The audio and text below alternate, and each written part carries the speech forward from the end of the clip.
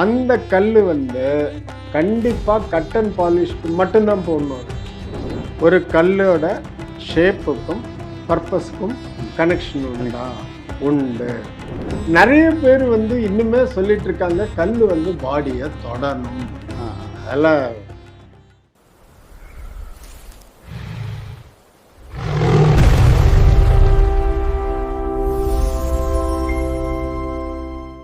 G, கற்களோட உருவத்துக்கும் அதன் செயல்பாடுகளுக்கும் வித்தியாசம் இருக்குங்க. இருக்கு. பட் நீங்க கேட்குற கேள்வி கற்களோட உருவம்னா இப்போ ஜென்ரலாக சில ஜுவல்லரி ஸ்டோர்ல எல்லாம் போனால் இந்த டைமண்ட் மாதிரி நிறைய போட்டு. ஆமாங்க. அது கட் அண்ட் பாலிஷ்டு ஸ்டோன். சரி, சரிங்களா? சரி. அந்த மாதிரியான உருவத்துக்கும் செயல்பாட்டுக்கும் வித்தியாசம் இருக்கான்னு கேட்குறீங்களா? Okay, right. அதாவது ஜி, கற்கள் அப்படின்னு வரும்பொழுது இந்த நவரத்தின கற்கள்ல சில கற்கள் மாணிக்கம், மரகதம், சரிங்க, கனக புஷ்பராகம், நீல புஷ்பராகம், வைரம், அப்புறம் கோமேதகம். சரிங்க. இந்த 5 கற்கள் வந்து ஒளி ஊடுருவி செல்லக்கூடியது. சரிங்க. டிரான்ஸ்பரண்ட். அது உள்ள லைட் போகும். இந்த மாதிரி கற்கள் எல்லாமே மேல வந்து ஃபிளாட்டா இருக்கும். சரிங்க. That is called table. Table. அப்புறம் ஃபர்ஸ்ட் லேயர் இப்படி கிராஸா கட் பண்ணுவாங்க. சரிங்க. ரைட்டா? அதுக்கப்புறம் வந்து பிரிம் அப்படின்னு பேர். இப்படி ஃப்ளாட்டா ஆரம்பிச்சு இப்படி கட் பண்ணி அப்புறம் இப்படி கொண்டு வந்துருவாங்க, குவிச்சு கொண்டு வந்துருவாங்க. இதுதான் ஜென்ரலா கல்லோட கட்டிங் மெத்தட்.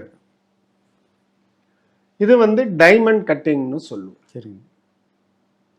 இந்த உருவம் ஒளி ஊடுருவக்கூடிய கற்களுக்கு மிக மிக முக்கியம். ஓகே. ஏன் முக்கியம்? ஒரு ஒளி உள்ள போகும் பொழுது அதற்கு முழு அக எதிரொலிப்பு, டோட்டல் இன்டர்னல் ரிஃப்ளெக்ஷன் அப்படின்னு ஒரு கான்செப்ட். சரிங்க. அது வந்து நம்ம 18 டிகிரி, 14 டிகிரி, 13 டிகிரி அப்படின்னு நம்ம பாகையில் சொல்லுவோம். சரிங்க. டைமண்டுக்கு வந்து 18.5 டிகிரிஸ் டோட்டல் இன்டர்னல் ரிஃப்ளெக்ஷன். அப்போ ஒரு கல் வந்து எப்ப பளபளப்பா தெரியும்? அந்த உள்ள போற ஒளி அது உள்ளேயே இங்க ரிஃப்ளெக்ட் ஆகி அங்க இந்த கலைடாஸ்கோப் ஒன்று பார்த்துருக்கீங்க இல்லையா? அது மாதிரி அது பல மாதிரி இருக்கும். ஒரே ஒரு சின்ன பிட்டு தான் இருக்கும், ஆனா அது இங்க அதே மாதிரியே அந்த உள்ள போகக்கூடிய லைட்டு உள்ளேயே பல இடத்துல ரிஃப்ளெக்ட் ஆகி ஏதோ ஒரு பக்கத்துல வெளியில வரும். நம்ம ஸ்டோனையும் ஃபிக்ஸ்டா வச்சுக்கிறது இல்ல, கையையும் ஆட்டாம வைக்கிறது இல்லை. நம்ம இப்படி இப்படி பண்ணும் பொழுது அந்த லைட் வரும். இந்த ஒளி ஊடுருவக்கூடிய கற்கள் அத்தனையுமே நம்ம இப்ப ஒரு லென்ஸை இப்படி வச்சு இப்படி தூக்கிட்டே போனா ஒரு இடத்துல பார்த்தா புள்ளியா லைட் வரும். அதோட ஃபோக்கல் லெங்க்த்னு சொல்றோம். அந்த மாதிரி ஒவ்வொரு கட்டிங்க்குமே ஒரு ஃபோக்கல் லெங்க்த் உண்டு. இது அந்த காலத்துல ரொம்ப பர்டிகுலரா பண்ணாங்க. இந்த காலத்துல அழகுக்காக மட்டும்தான் அதெல்லாம் கட்டிங் பண்றாங்க.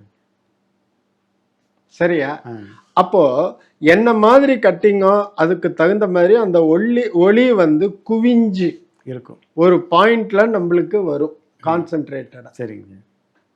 இது ஒளி ஊடுருவக்கூடிய கற்களுக்கான ப்ராப்பர்ட்டி. அந்த கட்டிங் இஸ் இம்பார்ட்டன்ட்.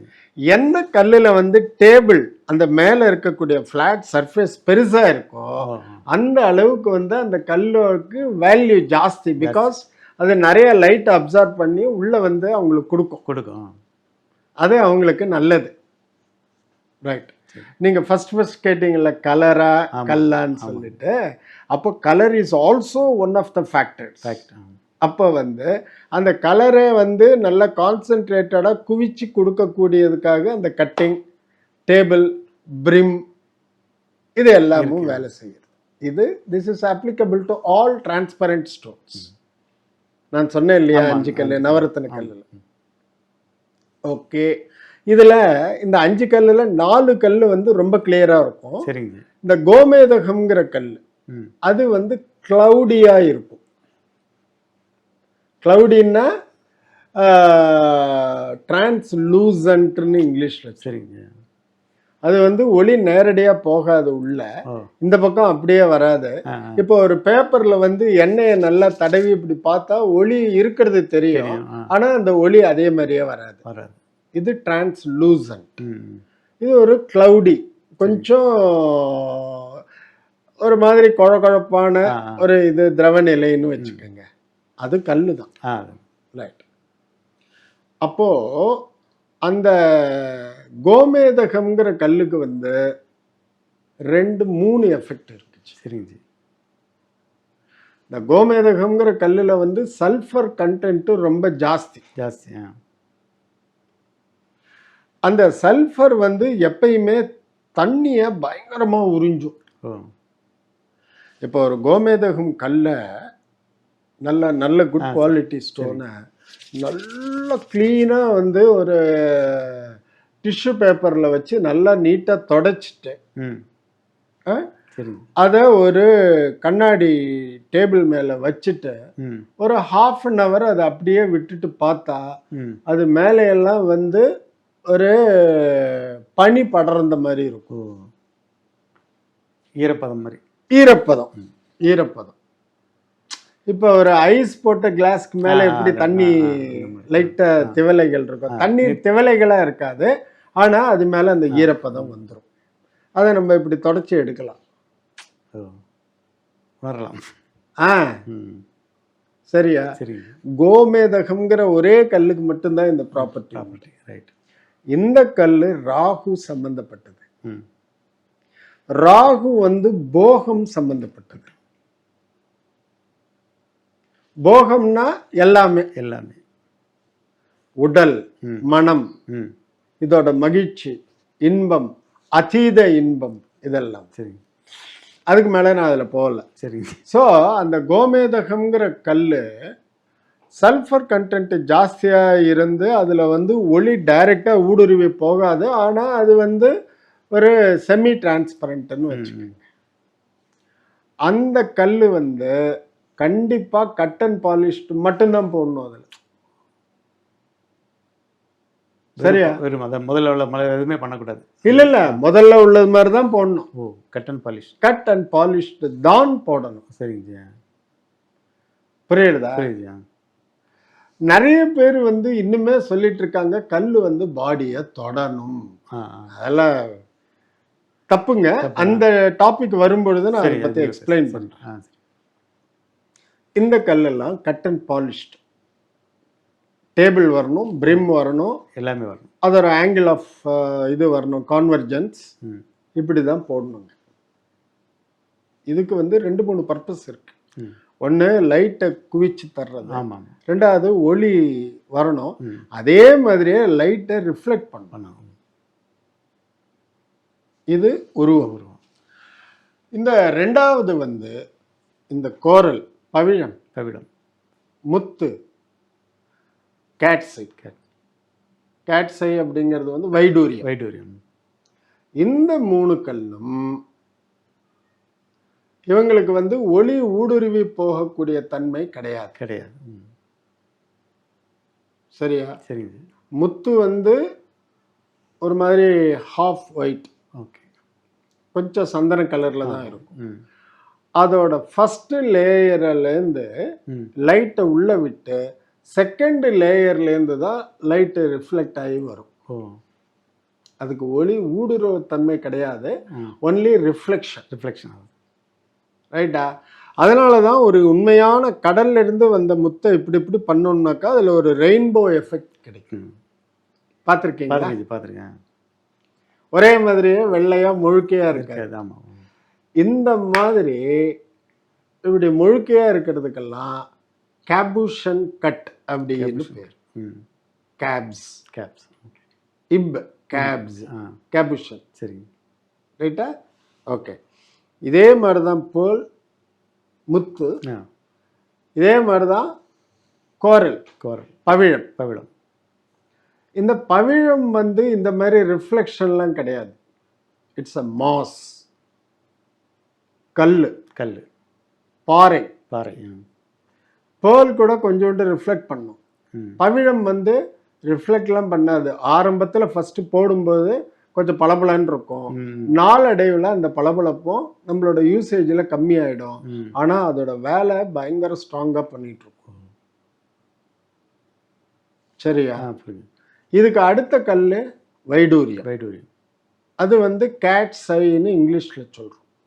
கேட்னா பூனை, பூனை. ம். பூனைக்கண். அதை நீங்கள் பார்த்து பார்த்துருக்கேன். அதில் ஒரே ஒரு லைன் மாத்திரம்தான் வரும். ம். அதுவும் லைட்டை உள் வாங்கி, அது டிரான்ஸ்பரண்ட் கிடையாது. சரிங்க. அந்த அந்த வைடூரியத்தோட பின்பகுதி பார்த்தீங்கன்னா சாதாரணமாக பாறை தான் இருக்கும். ஓ.